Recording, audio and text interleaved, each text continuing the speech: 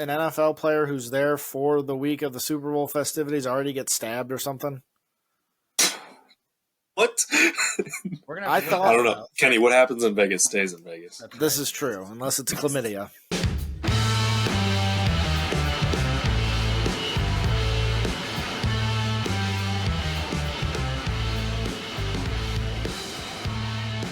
What is up, everybody? Welcome back to the Ride the Pine podcast. I am Sean Sproat. That is Kenny Hudden and Adam Freeman. Welcome back for our 37th episode, guys. It is our official Super Bowl preview show.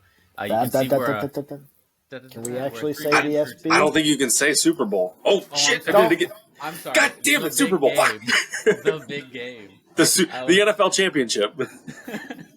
We're a three-man crew, as you can see. Cameron couldn't make it tonight; he's on dad duty. So, where do you guys want to start? It's the big game. Where do you want to? Adam, you were just mentioning before we started recording what the line was. Do you want to go ahead and start there? Yeah, line currently is at 1.5. Kenny said it opened at 1.5 for minus 1.5 for San Francisco. I looked at it earlier today when it was minus 2.5 for San Francisco. So it just depends on where you get it. I use ESPN Bet. I don't know how many people can. I can't legally do it here in the state of Missouri, which is great because we're a dumbass state. But tight line on that one. Over under is kind of interesting at 47.5. I would have thought it was a lot. I was expecting it to be a little bit higher. I was expecting closer to 50. And then currently with the money line, San Francisco is minus 124 and Kansas City almost even at plus 104. So I guess it's about as close as you can really get it, which is probably how this game's going to be. As it should be. Hopefully. I agree, yeah. I don't know if we got the two best teams, but I think we've got the most competitive matchup in a Super Bowl in a handful of years. I'd say we probably do have the two best teams. You know, like, I don't think Baltimore's offense is any better than Kansas City's. And it's definitely not better than Kansas City's. I don't think their defense is that much better than Kansas City's. So I think overall, when you probably match it together. I think that was the sound of Cameron screaming. He felt you say that the Chiefs were the best team in the AFC. I mean, if we look at just across the board, all the defensive stats, Kansas City Chiefs are just above the 49ers, sitting at second in the league. 49ers are third. Yeah. Pretty dang close. The only team that had a better defense than them, if you average out all of the stats, were the Baltimore Ravens. Better defense than who? I missed what you said there. So the Baltimore Ravens technically at 1, the Kansas City Chiefs at 2, San Francisco 49ers at 3. Okay, gotcha.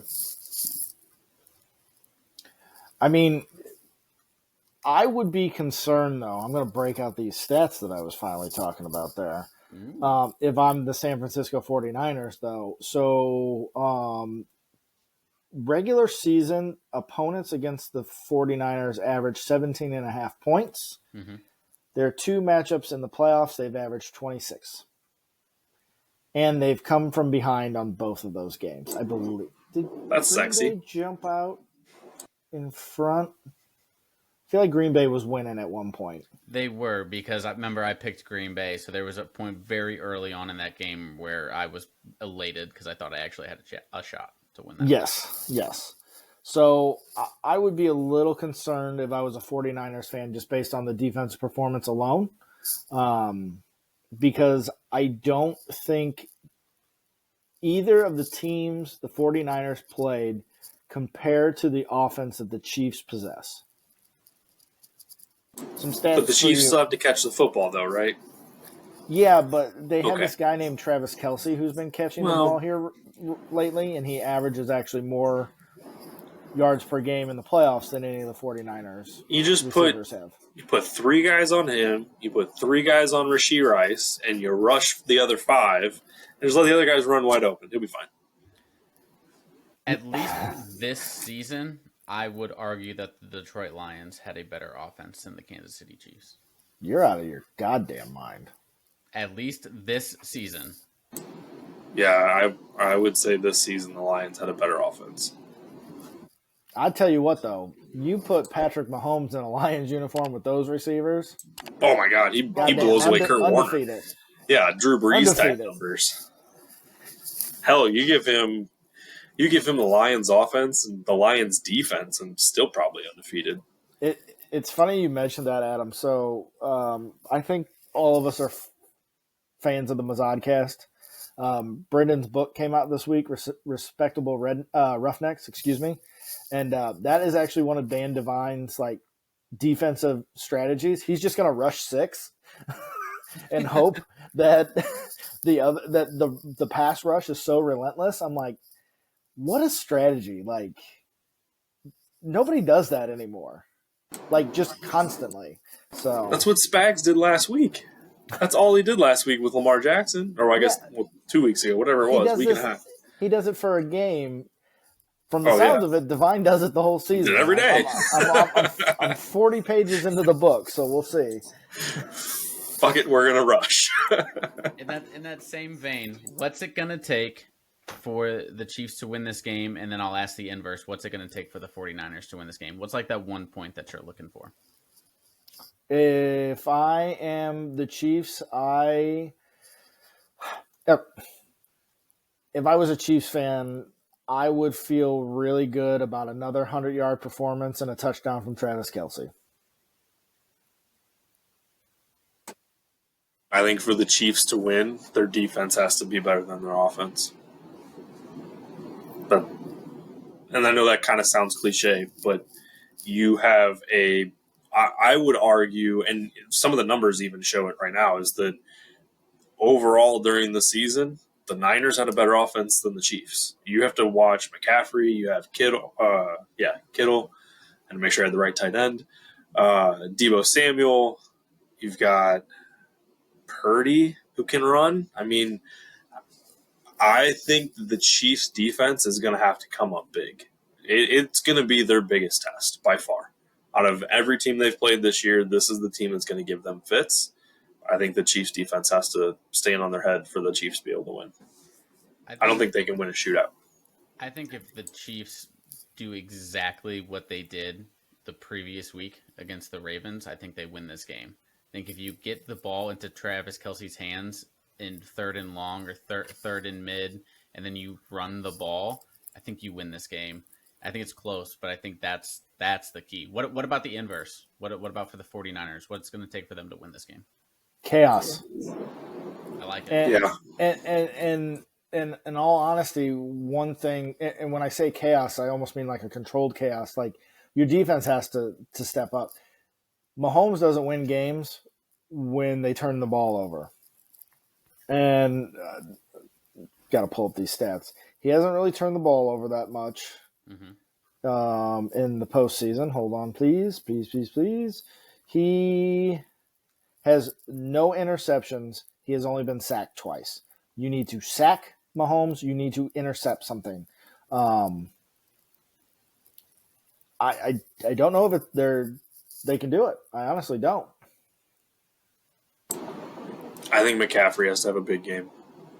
I think he has to have a Marshall Faulk style game where he gets, I don't want to say 200 yards total, but I think a massive running game would be fantastic for him. I think he gets over 100 yards rushing and you get another 40 or 50 yards receiving.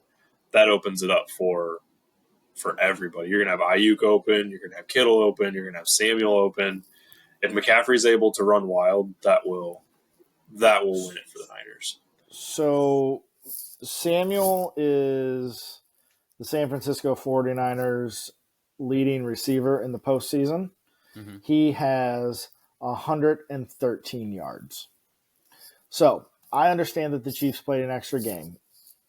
Their best receiver has 150 less than Travis Kelce and is as 100 less than Rashid Rice.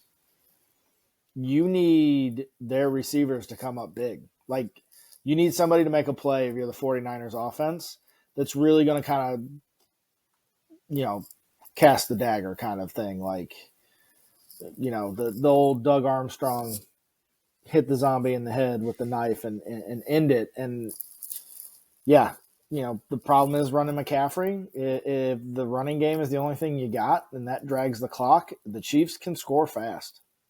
Even as bad as their offense has been with the drops, they can still score pretty quick. Can I throw out one quick stat? And Kenny, you and I are kind of on the same page with all of this. If you take all of the attempted throws that Mahomes has made through the playoffs and you basically put it to a percentage of the chance that those throws could be intercepted, it's less than 0.4%. So, yes, the wide receivers aren't really catching well at all in the postseason and regular season outside of Travis Kelce. And even he had a stretch during the regular season where it wasn't great. He's not making throws in positions where it even gives the opposition a chance to take the ball away.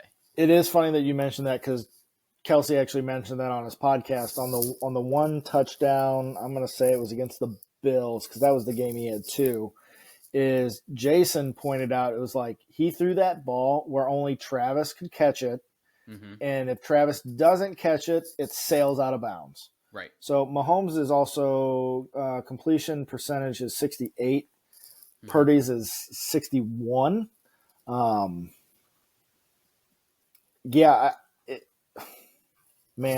they get a Patrick Mahomes performance, if he does what he's been doing, I don't really see the 49ers being able to compete. I agree. I think if he does what he's been doing at really at any level, I don't think the 49ers have a chance in this game. I think they have to completely rattle Mahomes to have an opportunity to win this football game. It's almost like he's playing angry. It's like he's coming out for revenge for not even really being talked about for MVP. And arguably, Lamar should be the MVP this year. Yeah. I totally agree with that. But he's not getting any accolades whatsoever about, Mahomes, you think of that team, Mahomes really carries that team into the playoffs. I mean, truthfully, he does. That offense, without him and Kelce, is hot garbage.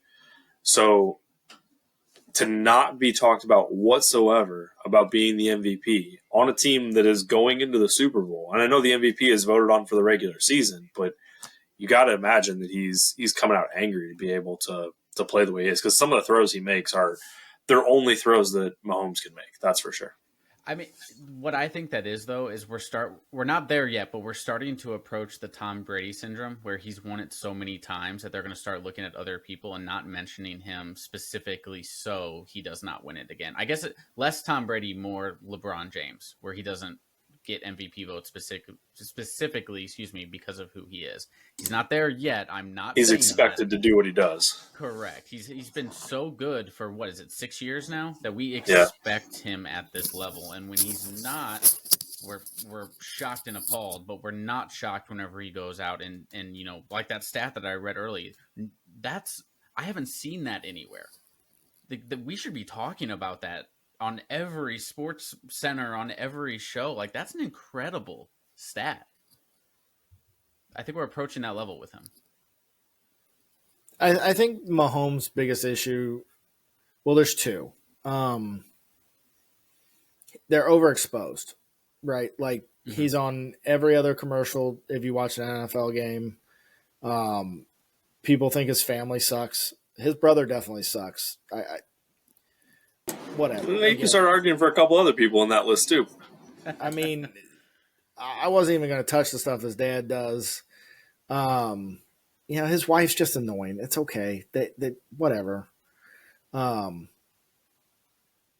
there is definitely that syndrome of like, it's no different than the Taylor Swift stuff, right? Like, oh my God, they show them all the time. They show Britney and Mahomes all the. No, they don't. No, they don't. You seek it out. Right. You get angry by it, so you go out there and seek it out. Again, I'm not talking about Jackson Mahomes. I think he's a piece of garbage. But, yeah, I get it. I get the thing, and I just don't want sports fans outside of Kansas City, or if you're not a Chiefs fan, to do the same thing they did with Tom Brady, right? I'm going to hate this guy. This guy is terrible. He's not the greatest of all time. And then he goes to Tampa and does the same thing, and you go, oh, wait a minute. Maybe he is really good. Oh, he's got a personality outside of New England because that organization was so buttoned up.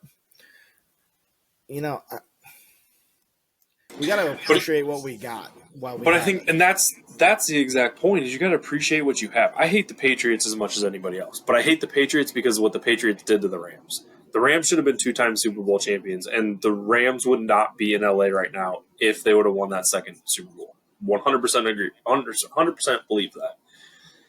The Patriots took that away with all of the crap they did with videotaping practices. I don't care whether it is fully improved or not. That is absolute bullshit.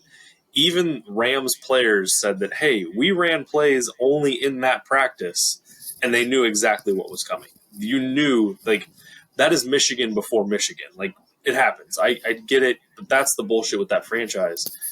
Brady's a great quarterback. Like, he was a great quarterback before. He's one of those guys you just love to hate, but you really watch what he was able to do, and he was able to do it with very minimal talent. I mean, Wes Welker wasn't the greatest wide receiver. He had Gronk. He had Aaron Hernandez for a short period of time. But you look at Mahomes, same deal. He's got Travis Kelce. Who does he have other than that besides a wide receiver? Brady didn't get Randy Moss until, what, the third Super Bowl, second time they lost to the Giants, right? So I think that he had Julian Edelman, though. But it's not like they're good wide receivers. They're not guys that, Wes Welker wasn't that great when he was with the Rams. He wasn't fantastic. It took a quarterback to be able to do it. And you could argue that, Mahomes had not Travis Kelce. He had Tyreek Hill, but he's one of those guys that he doesn't have him anymore. He's working with relatively subpar wide receivers. Rashee Rice may be the next best, and I think truthfully they need to go out and get a wide receiver in the offseason no matter what. But I think part of Mahomes' backlash is because it's a totally different era than it was when you had Brady and when you had even with Peyton. Like, Peyton was one of the best ever quarterbacks.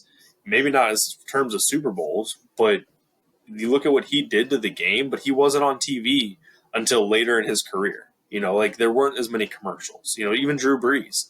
Drew Brees was a fantastic quarterback for what he did and how he played, and especially for being, mini-me out there. But Mahomes catches a lot of shit because you're 100% right. It's the overexposure. You see him in every other commercial. Him and Kelce are in 3 commercials alone together. I think that's the part that drives people nuts, is that they're constantly seeing him and they're not taking him for what he is. I mean, he's a great quarterback, and honestly, he has a pretty decent personality too. He gets so thrown out there, and I don't want to say shoved down your throat because that sounds kind of weird. But I mean, that's what happens. He's a fantastic quarterback. The throws that he makes are absolutely incredible. There are throws that nobody else can make that he can hit.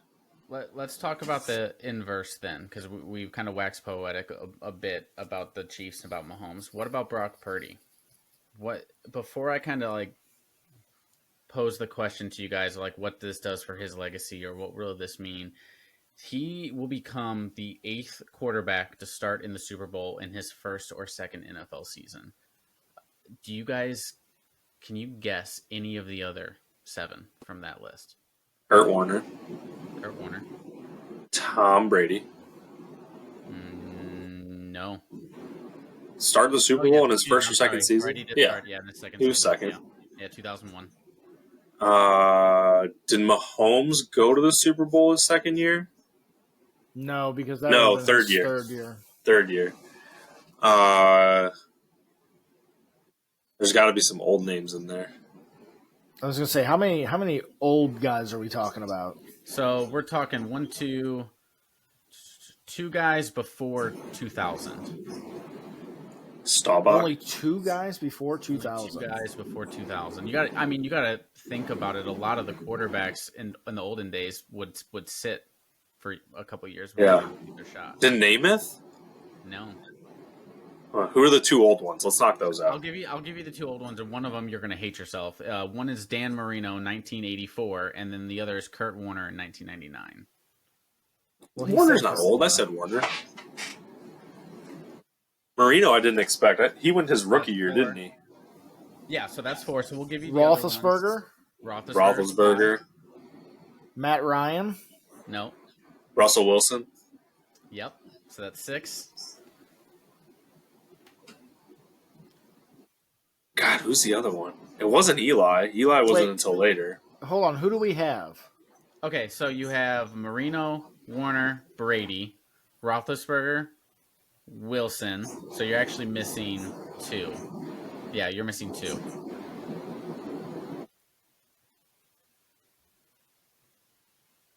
Let me know. I'll tell you. No. I don't think you're going to Does Nick Foles count? No, he does not. I don't think you're going to get at least one of them.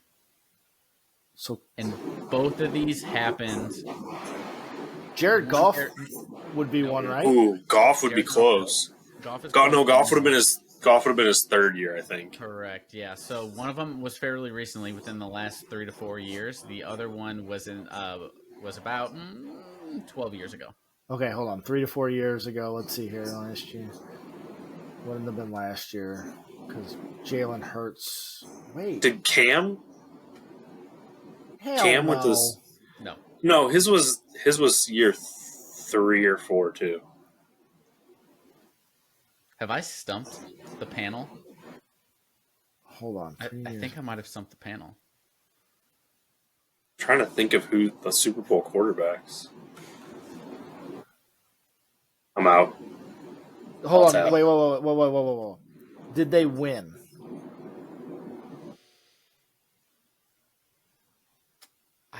Oh, that's a good question. I don't think so, but I could be wrong. I know one of them did not. All right, Kenny, you got to tap. We have to pay the bills. We need to run some commercials. All right, so we have Joe Burrow. Oh, damn it. And then the last one I knew for a fact you were not going to get is Colin Kaepernick in 2012. Kaepernick was in his second year? Mm-hmm, yeah. So all of that to kind of beg the question is where, if Brock Purdy, that's just playing in the Super Bowl in your second season, where does that rank him? I don't want to have like the conversation like, oh, where is he the best prospect or whatever for the next 15 years? I don't really want to have that conversation, but will you take him more seriously as like a not such a system quarterback if he can actually win this thing? I think him winning does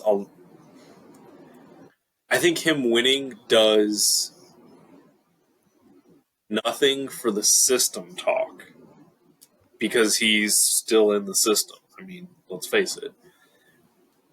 Honestly, I think him losing does more positive or negative than him winning, if that makes sense. If he wins, it's going to be like, oh, cool, they won, the system worked, and he did what he was supposed to do. If he loses, the talk is, well, he was Mr. Irrelevant, and he's never going to win a Super Bowl, which is a stupid conversation. I mean, the dude had 4,200 yards, almost 4,300 yards passing and 31 touchdowns. He had a 3-to-1 touchdown to interception ratio. He's not a terrible quarterback. He definitely fits the system, don't get me wrong, but I think that if he has continued success, no matter what happens, I don't think it does anything for him. I think it's just him continuing on what he's doing. I would think of this in 2 ways. Would I draft Brock Purdy in a fantasy league? And I know that's probably not the right way to look at it. I don't think that changes my opinion. He's not on my radar. I would also argue that if Kyle Shanahan and John Lynch had the opportunity to trade for a Justin Herbert or name any other quarterback that would be ranked from about 7 to 13 in any of the polls, they would absolutely take it. And again, that's not to say anything about Brock Purdy. I think his story is great. He wins a Super Bowl. Guess what? It's on Disney movie. Like, it is poetic justice, right? But I think the 49ers would move on from him if they had the opportunity for a Justin Herbert. Here's the way I think of it. I think of it as would we have faith in Brock Purdy winning this Super Bowl if he was in a Kansas City Chiefs uniform? If they swapped. If we had a Freaky Friday and all of a sudden Mahomes woke up and he's playing for the 49ers, absolutely Correct. not. I don't think that we would, and I think that's a telling argument. I do think that maybe 5 years from now we're gonna have egg on our face because I mean, who knows? Who knows, right? What could happen? That's a statement, though. I'm willing to have egg on my face, though, because what if the 49ers do say, "Hey, look, son, you won us a Super Bowl. We are going to commit to you." Like, kind of get your P's and Q's in order and everything. You know, maybe he does something like, I'll give Jake Browning credit. I thought Jake Browning was a great college quarterback. Completely forgot he existed. And then he replaced Joe Burrow, and his girlfriend was easy on the eyes. Like, that dude put in the work. Yeah. And he was a serviceable backup. You can easily put in the work and get to that next tier of quarterbacks.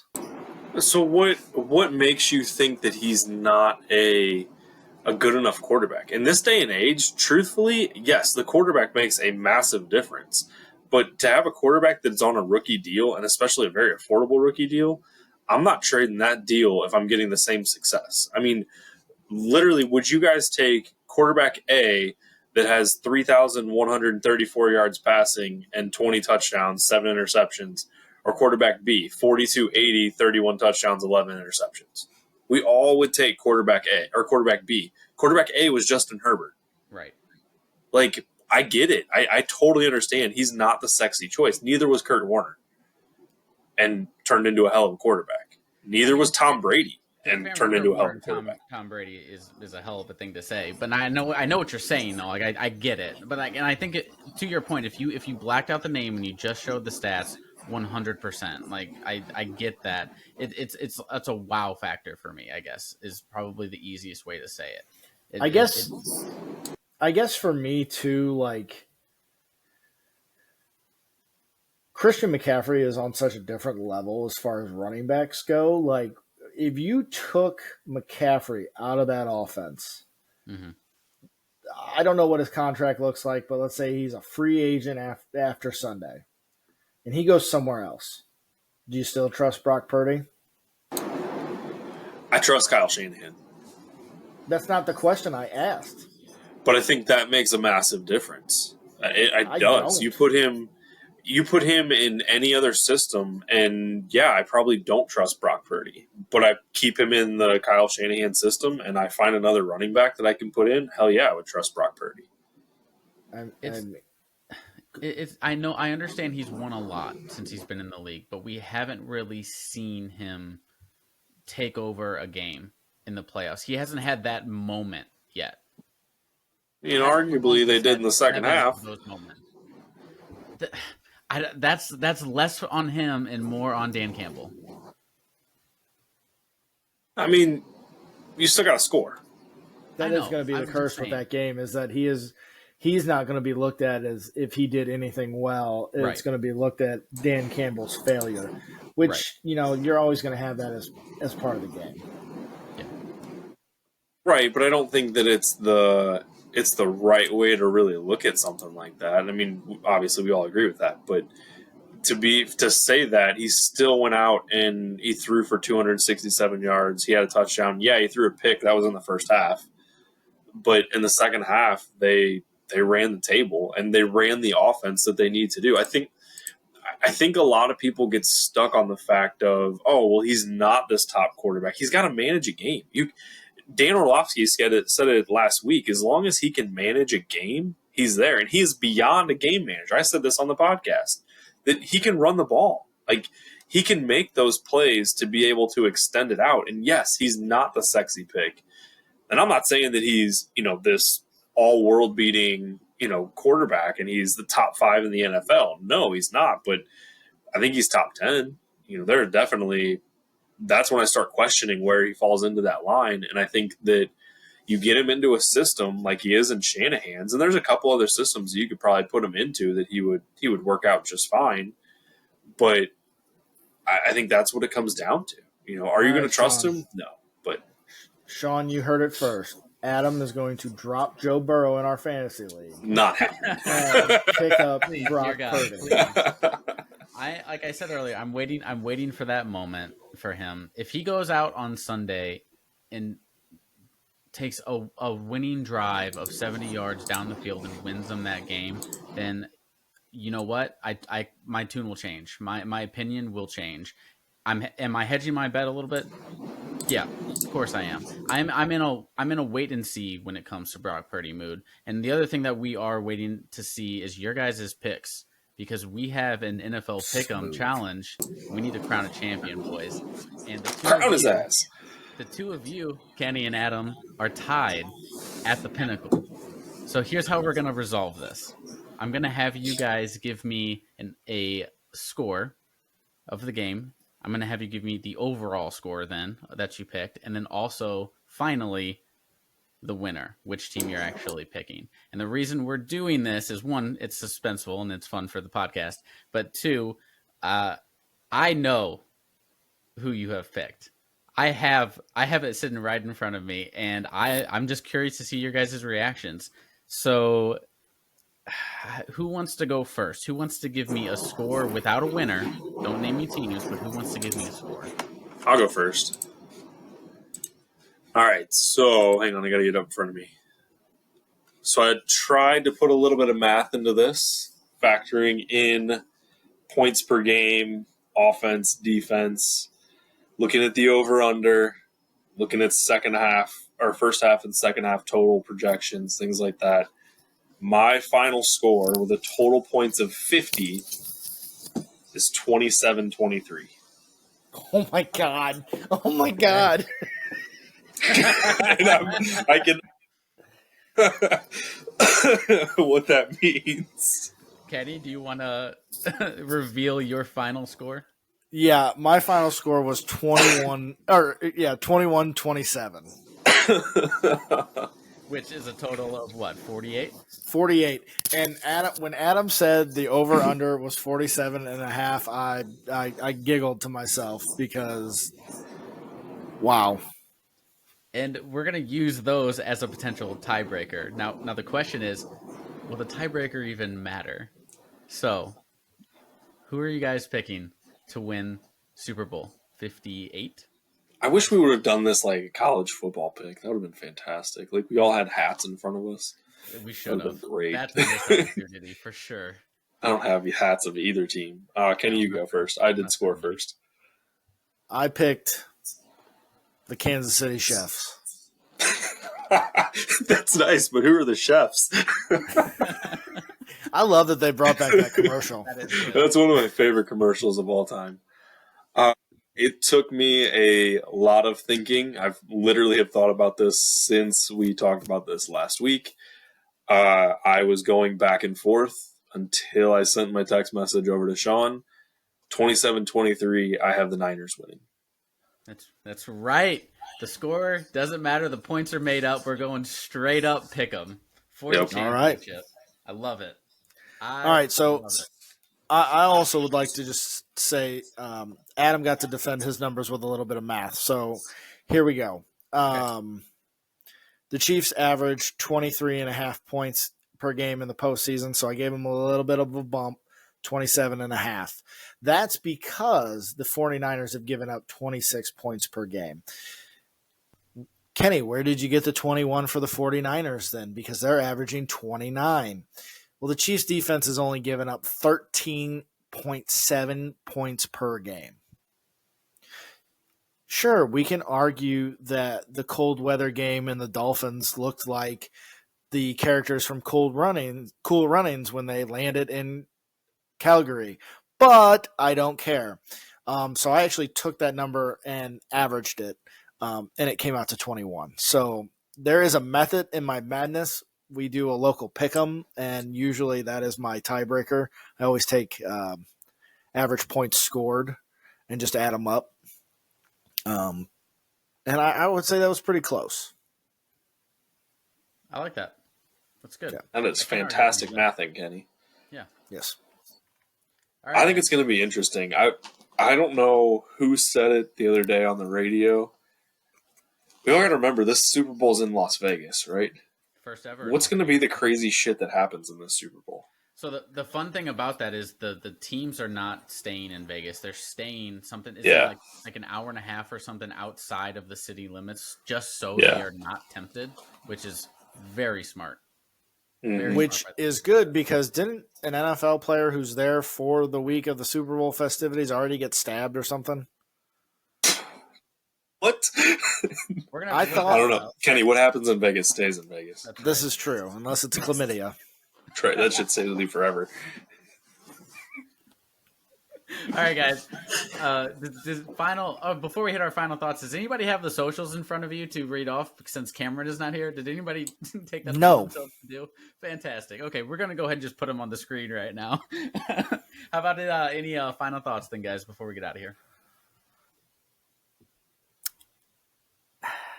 I got nothing right now. I'm saving it for next week. Nope. Fantastic. Way to be on your toes, and thank you so much for preparing. Awesome Winter Classic news. That's what I was going to say for next week. Healthy Scratch has got to come out at some point, Adam. We got to get. We got to do one soon. Fucking lazy. Yeah, that'll be our next week. We'll do a review of the Super Bowl, and then we'll do a Healthy Scratch right after. All right. Perfect. You heard it here first, guys. Healthy Scratch next week. All right, let's get out of here. Enjoy the Super Bowl on Sunday, and we'll see you guys next week. Have a good night. Adios.